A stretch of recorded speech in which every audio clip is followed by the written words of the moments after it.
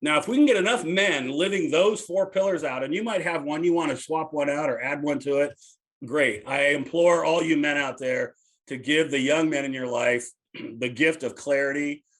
Okay, this is what we're shooting for. You're going to be inundated with 10,000 images a day about some other version of masculinity. Yeah. This is the goal. Live like this.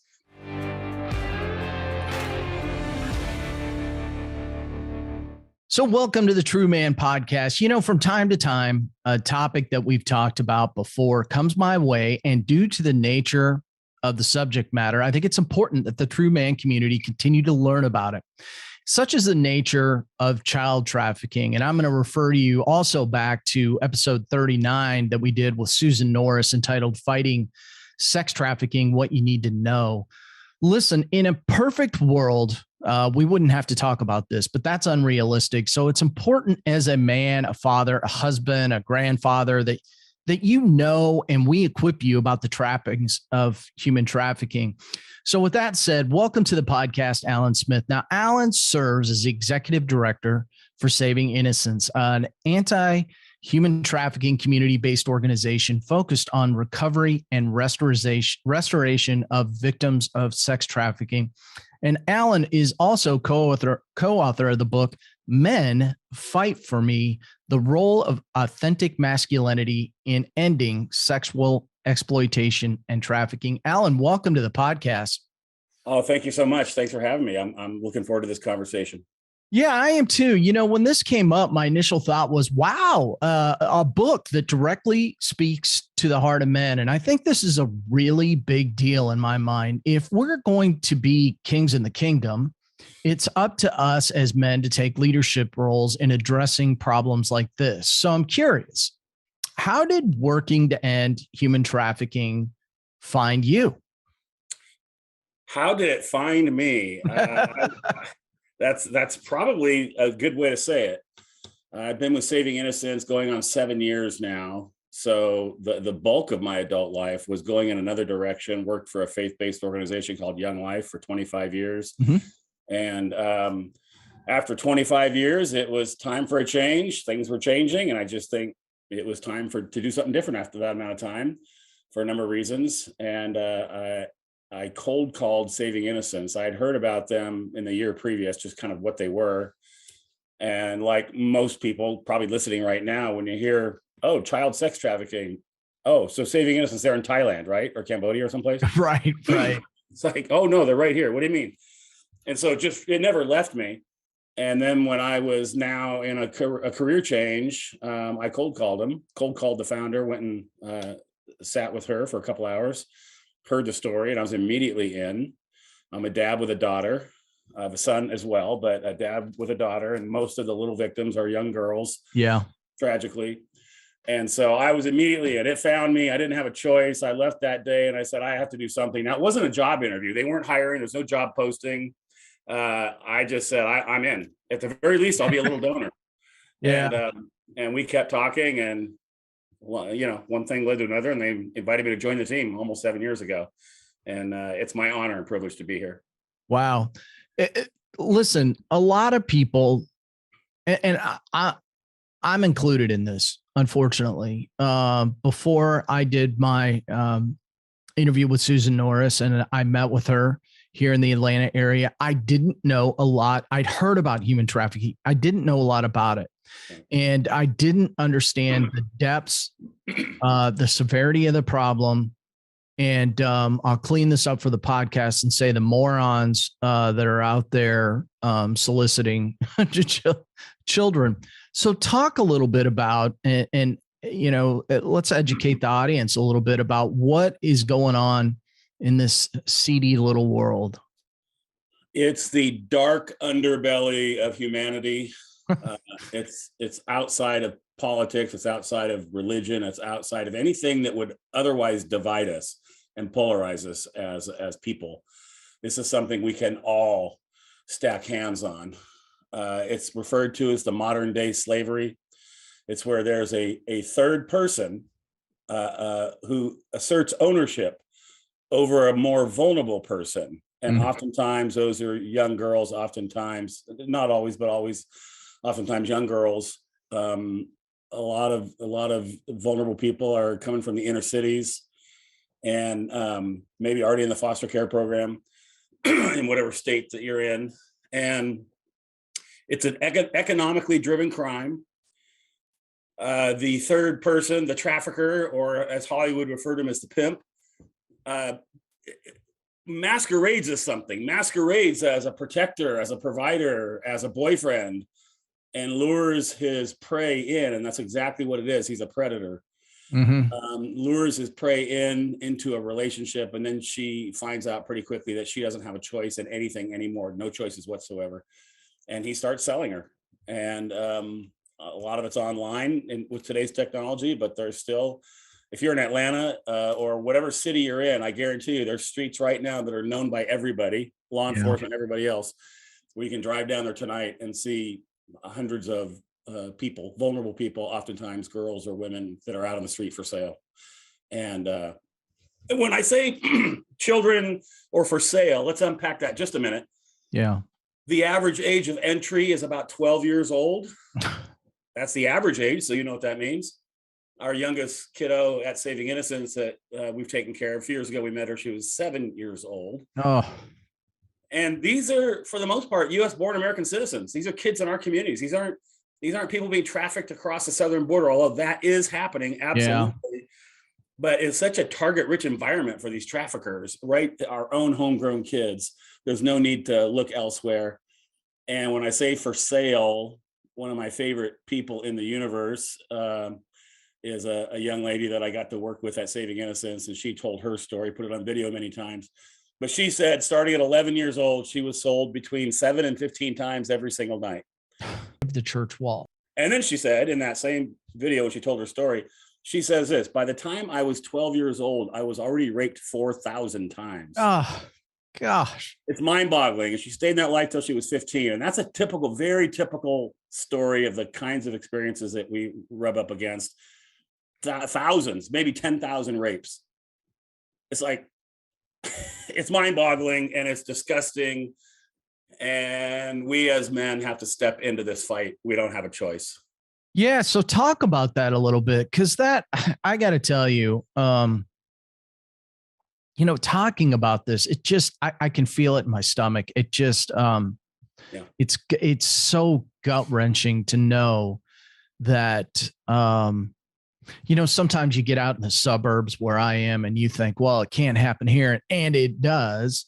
So don't think it can't happen in your own backyard if you're listening to this, because it happens everywhere. But man, it just, like, I can feel it in my gut right now. I just feel just so disgusted by this. But that's why it's important to educate the audience on this. So listen, obviously my target audience is men. How do we as men fight this situation? Because we're the guilty, we're the Joes out there on the street a lot of times. And that was one of the big ahas. It wasn't surprising, but it's backed up with data now that I have access to our database. By far the vast majority of the buyers are men, and by far the vast majority of the sellers or the traffickers are men. Men are the problem. And if you can acknowledge it, if we can, as guys, can just acknowledge we're the problem. I saw a little meme or something the other day, and I don't know if it was an actual test with any data, but it made sense. It made me chuckle, and then it sort of got a little sad. It said 80% of all problems are caused by men. And I thought, well, that's probably right. It might be a little low, actually. I mean, don't do that. If you think about it, like, if you could think of any significant problem in society or around the world, like, it's a bunch of idiot, knucklehead, narcissistic, greedy, controlling men that are causing it. And so that's actually good news, because if you can diagnose a problem, if you can define it and isolate it, now you have a chance to fix it. Whether it's something in your car or something, something in your house, plumbing, or, your body, you got a little something on your body that's not right and they cut it off, whatever. So the problem unmistakably is men. And and leading into the question, I'm sure we'll talk a bit more about it later, but I was really honored to collaborate on a book called Men Fight for Me. And the fight for me part were words that came from a survivor, said I could no longer fight for myself. I needed someone to fight for me. Yeah. And that lit me up, because now I got survivor on the stage saying I gave up. I needed someone to fight for me. And now stack that on top of the fact that most of the problem is caused by men. I'm a man behind the scenes. I've seen things and know things that other men haven't seen or known. I now feel a responsibility to challenge and encourage men to get involved in this fight. And that's where that book came from. And there's a lot of the answer to your question, long answer to your question. There's a lot of the answers contained in that book of, okay, what do we do as men? How do we do this? What's the big picture? What's the small picture? And I'll just say the micro picture, it starts with us, every one of us looking in the mirror. We have to sync up our life with the non-exploitive culture that values the dignity of women and sexuality and creates a world that we want our daughters to grow up in. So it starts with us looking in the mirror, syncing up our life, making sure our life is in sync, our actions, the things that we do on a Tuesday or a Friday night, the things we look at on our computer, all the different things that would possibly be exploitive and dangerous to vulnerable people. Number one is that we stop right there. And then you see how many good men you can get to join with you. And that's a very, very first of a many-step journey. Yeah. And listen, I talk about this quite frequently because I feel I have to. Masculinity has been under attack, and maybe rightfully so in some circumstances. I mean, you're bringing up, we're talking about one. I mean, men seem to be, behind much of the human trafficking that's going on, and that's a problem. But as you said, the good news is we have the ability to solve it and step up as men and be the masculine men, as I like to say, that God has called us to be. And I think that that's really critically important, because that's how, biblically and how I define it in the true man community. And I think that's how we should define it. So in other words, we got to fight as men to fix this situation. And so, short of looking in the mirror, tell us how can we do that? How can we get behind this cause? Because, like you're out in California, but this is going on everywhere. It's probably gotten exceedingly worse because our borders are wide open right now, I'm guessing. How can we solve for this? Yeah, that's the right question for sure. I'm glad you're asking it and putting it out on your airwaves. There's a lie that we're being told, society is telling us, all of us, that in order to fix, quote unquote, the toxic masculinity, the hurtful, harmful, distorted masculinity, the answer is to become less masculine. Yeah, and that's the exact wrong answer, because then the people with bad intentions step into the gap that is left by all the good men shrinking away, because if it's somehow politically incorrect or somehow it's the wrong, you're going to get canceled by being a strong man. Well, Alan, let's not shy away from this. That is exactly what's happening right now. 100%. It's exactly what's happening right now. Good men walk off the battlefield because they think the battle is the wrong place to be. And then the battlefield is filled with dark, ugly men who are doing something sinister, hurtful, harmful.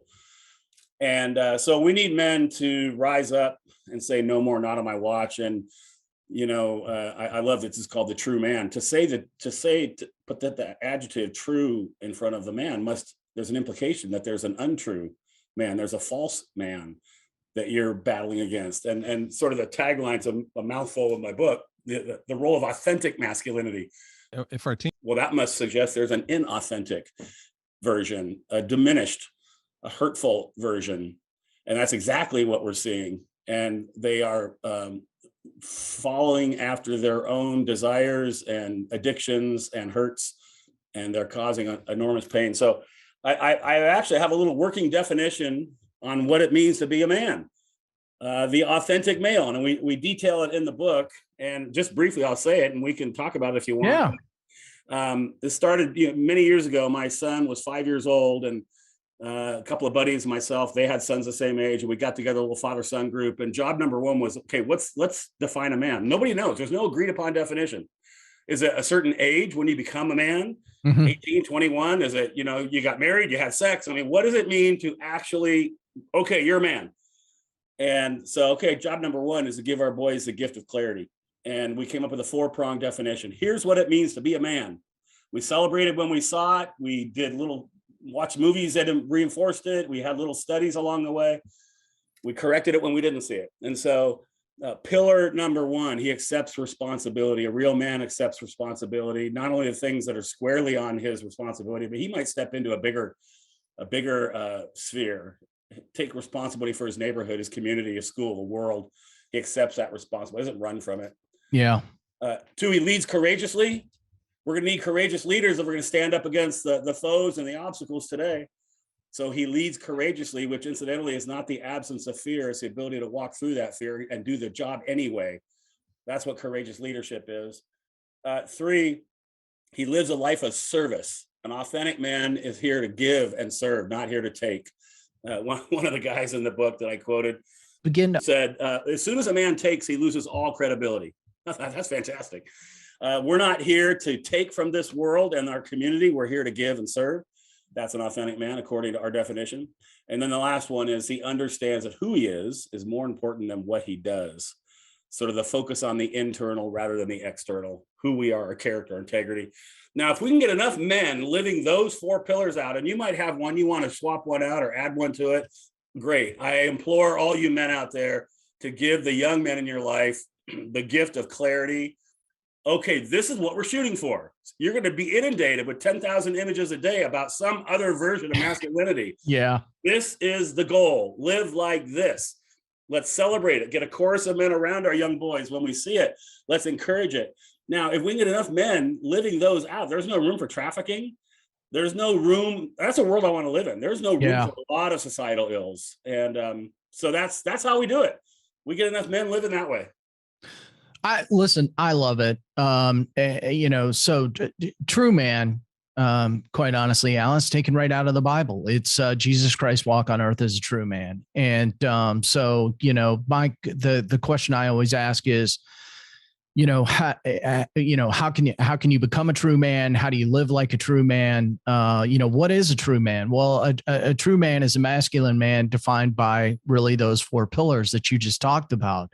And those are critically important. They're simple, but not always easy to live by. If they were, you and I wouldn't be talking about this problem that we're having right now. And I tend to think because men are a substantial part of this problem of human trafficking, that the topic needs to be around masculinity and what it is and what it isn't.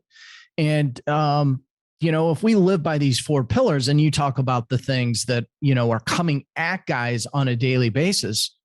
I mean, let's talk about this, because I brought it up on the show several times. We have to talk about it because it's such a pervasive problem, and that is pornography. And I think what a lot of people don't understand is that a lot of this human trafficking gets its, part of its start from pornography. I mean, and then the human trafficking turns into pornography.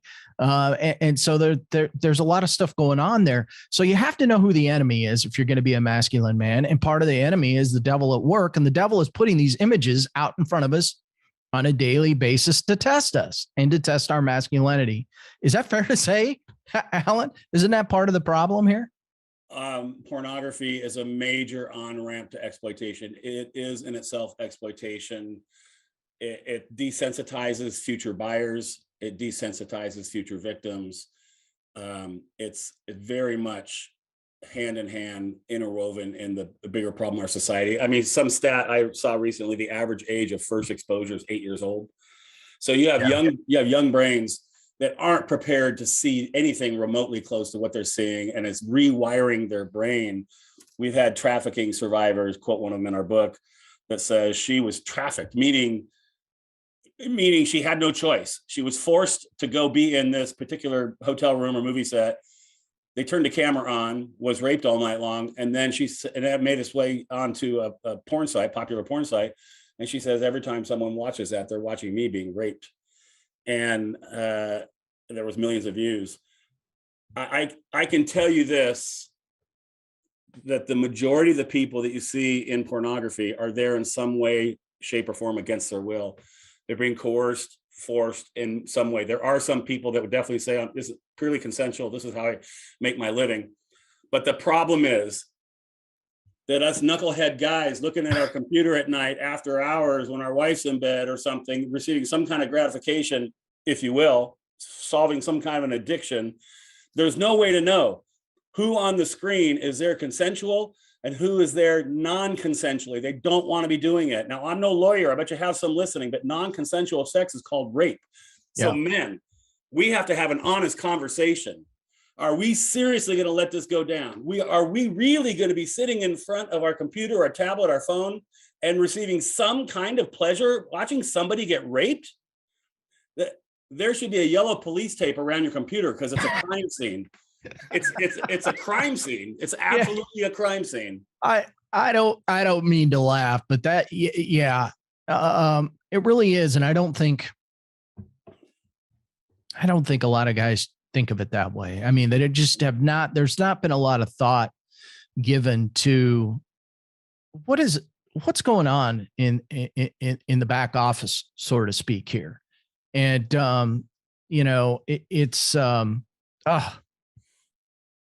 it's really hard to talk about. I got to be honest. I don't know how you do it every day. I get that question a lot. My personal faith grounds me, and I feel called to do this work. I feel like it's a privilege. It's an honor. And there's a bunch of trafficking survivors out there still stuck in that life that they may not be articulating it this way yet, but they're saying, and I know they're saying, because I heard it said to me, I needed someone to fight for me. Yeah. I don't have a choice in the best possible sense of that. Wow.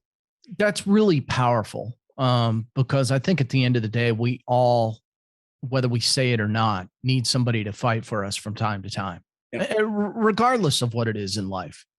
But what we're talking about here today in human trafficking is the most vulnerable. I mean, many of these people are young; they just don't know any better. And these individuals that go after these young children, they've got this whole psychological game worked out. They know how to play the game and work somebody.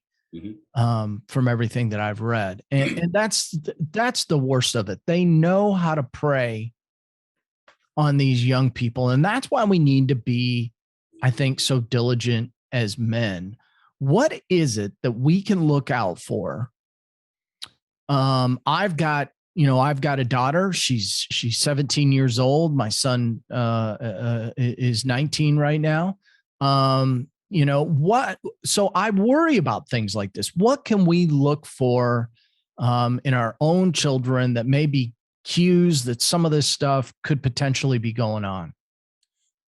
Step number one, dads and moms, but this is a lot of your male audience mostly, I believe. Dads is to step up, open your eyes, get yourself a little bit educated. I spoke at something not long ago, and I showed a little 1-minute clip of some National Geographic video, and it was called The Predators. And it showed, we've all seen this clip over and over, various versions of it. And there's a lion, in the jungle in Africa, slinking down in the tall grass. Like he's got a strategy. There's a plan. He's smart about it. He's downwind. He's quiet. And then that herd of zebra or whatever runs by him. How many times have you seen this? Does he jump on that first strong, confident, aware zebra? No, he lets him run. And that one that's falling behind, that's a little slower, a little weaker, maybe not really too aware of their surroundings, he jumps on that one and devours that young one, that young innocent one. That's exactly what's happening right now in our society. The FBI says there's at least 900,000 predators online. So dads, number one, get involved with your kids if they're at the right age and they have a smartphone, if they have social media, put controls on it, inspect it, let them know the dangers that are out there. There's over 1 million. The 900,000 is actually slightly older stat now with the pandemic and so much more happening. Yeah. I don't even know what the real number is. And just be aware that there are people out there that are trying to lure your child in. I'm not trying to make it over dramatic, sensational. This is actually a fact. They're trying to lure your child in, masquerading as somebody else, slinking down in the tall grass, ready to pounce on the weak, unaware, slow one that fell behind the pack. So do everything you can do to make sure your child and the children you care about are not weak, they're not slow, they're not unaware, they're in the front of the pack, not the back of the pack. That's job number one. And we could unpack that for days. I would draw your attention to a great resource called the Cool Aunt series. And I've linked it. We created this little website called fightforme.net where our book is there. And a lot of other resources are there. So that's another thing. Go to fightforme.net. There's a bunch of amazing survivors that collaborated with the book, contributed to the book. And one of them, in fact, the very one, Rachel, who said I needed someone to fight for me, just as in the last year came out with this incredible tool for dads and moms to buy. It's for sale. I don't get anything. It's not part of Saving Innocence where I work. This is what she's doing. And it's about a 7 or 8 video little mini series for teens, for teenagers to go through. She breaks down the warning signs, the risk factors. Here are the things that are coming at you. And it's coming from kind of that third person, it's called the Cool Aunt series. Like, she's the cool aunt. Sometimes some of these things are hard to talk about with your kids, and sex and sexuality and predators. You could watch it with your child. You get a little certificate afterwards. You'll be on a mailing list. She'll send you more things out, but it's actually really, really well done. I don't get anything from this other than I get to tell you about a great tool. So go look at the coolauntseries.com and go through that with your kids. Well, now listen, I think that's great. I mean, here's the bottom line. I don't think I'm unusual from the standpoint of I wasn't the best educated on this, before I met Susan here in Atlanta and heard from her and heard these stories. And I think that's true of a lot of families. There just a lot of people that don't. We've heard about the problem, but you started this discussion out. So much of the time we think of this as a third world problem, and it's actually happening in our backyards. Right. And it's really a substantial problem. And as men, we just absolutely need to be aware of this. So before we wrap up today, I've not had a chance to read your book yet. When I get off here, I'm absolutely going to get it because I just the nuggets you were giving us today were so good. So I want to make sure that I'm not missing anything that's of value and importance for the true man community here. Is there anything that you would leave us with today that we need to have a strong awareness of as men? Well, we've hit on several of them already. I'd say my urgent message to men is that there is a clear and present danger. Yeah. There's a crisis in our country and the world. Fastest growing crime in the world. It's an economically driven crime, and there's predators out there looking for their prey. And the problem is caused by men. So men aren't going to be corrected on this topic very easily by women.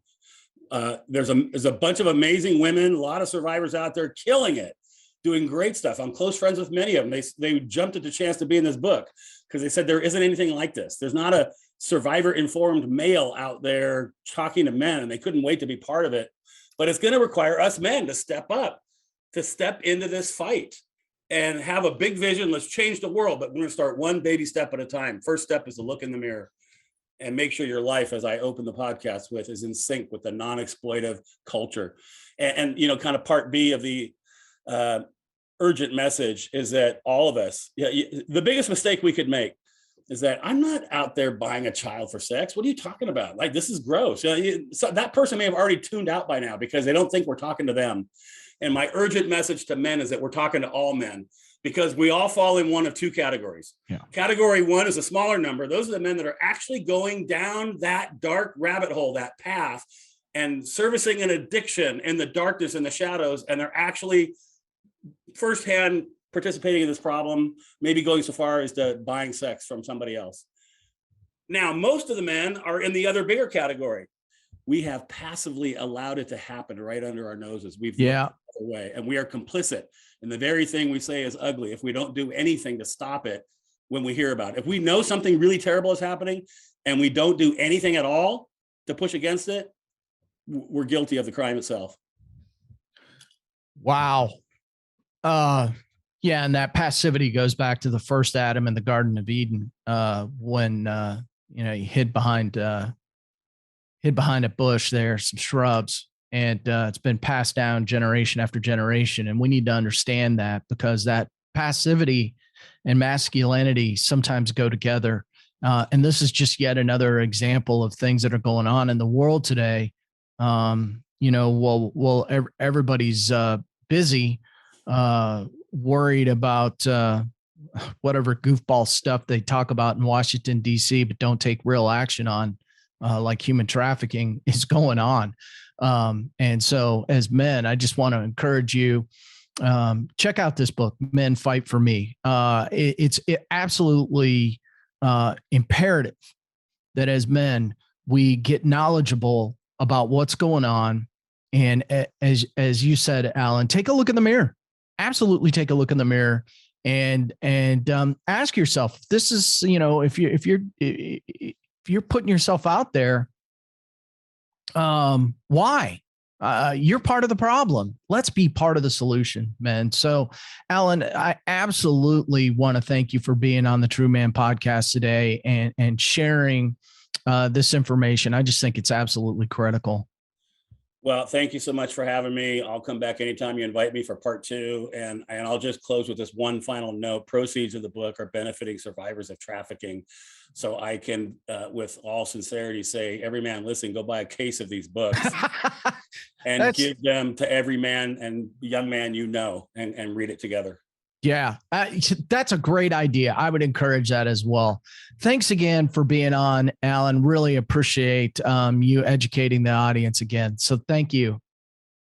You're welcome. Glad to be here. Thank you.